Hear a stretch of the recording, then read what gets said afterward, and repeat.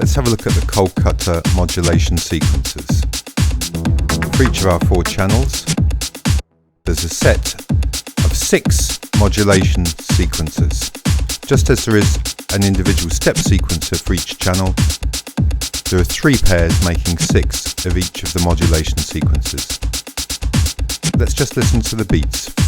So here are the modulation sequencers, 1 and 2, 3 and 4, and 5 and 6. To turn the modulation sequencer on, a 1-bar step sequencer, turn it on there and draw in some data. Nice and easy. So what are we going to do with that data? We're going to assign it to control something. Modulation sequencers have a target.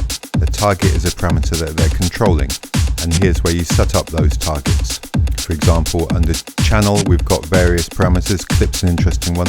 And pretty much all submodules, the functions and screens of Jamm have their parameters here that you can set as targets for the modulation sequencers. So let's go for the classic filter frequency. Now we're not hearing any change in the filter. Why? Because the filter isn't turned on. Let's go back to the main screen, turn it on manually. We could turn it on using another mod sequencer. We'll look at that later. But for now we'll do it manually, and you see there the frequency cutoff is being modulated. Turn the LFO depth down so that's not interfering. Now we're just getting pure modulation of the filter cutoff by the mod sequencer which we've just set up.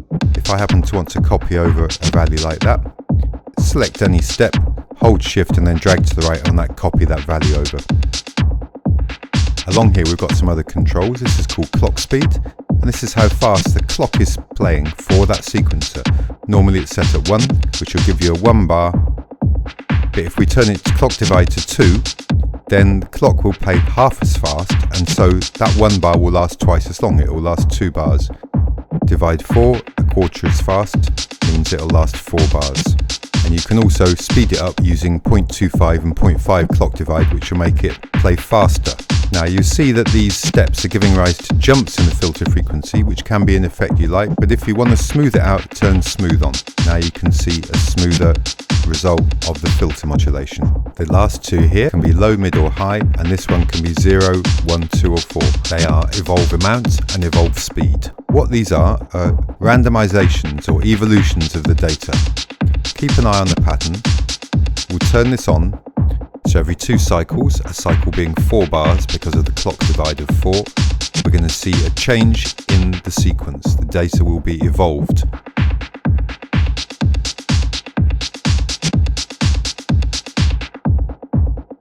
When it clocks through, here we go, 5, 6, 7, and there. That has subtly changed that data. Let's have a faster setup. Once every 2 bars. 3, 4, and a change there. And we can change how much the amount changes is set here from low, medium or high. You'll see a more radical change on high. And this is part of Jamm's indeterminacy function, controlled randomness, which is something we like. So here we've got the synth channel, for example, nothing much happening. Say I wanted to reproduce that filter frequency modulation. Long hold on there, copy, select my synth, modulation, long hold, paste. So now that's copied and pasted that data, that assignment. Again, turn the LFO depth down and you'll see the pure effect of the filter modulation, this time on the synth channel.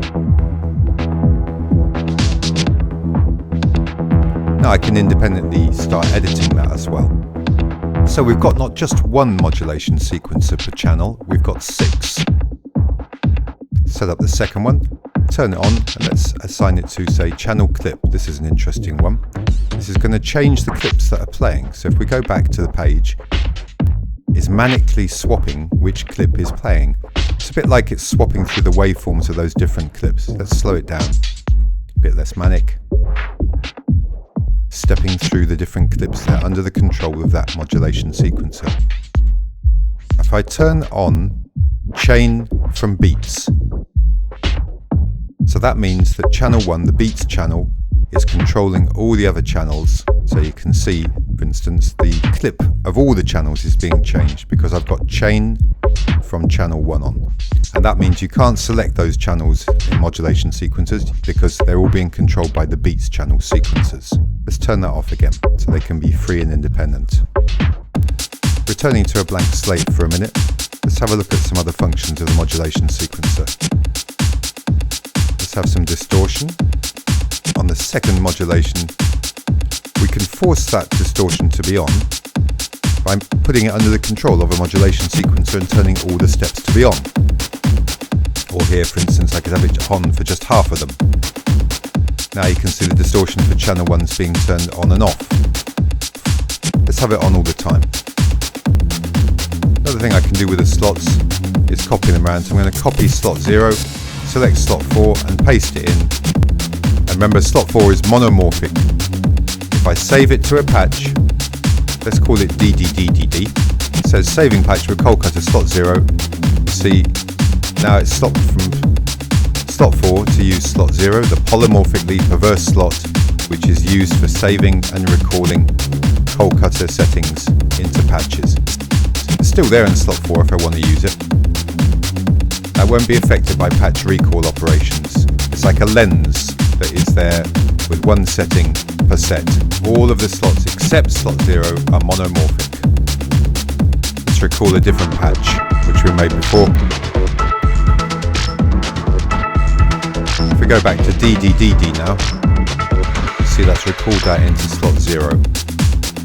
If we scroll up here on the patches, each of the sets has a number of more complex patches which we've hidden away up here, so sort of Easter eggs for you to discover, see how these patches work.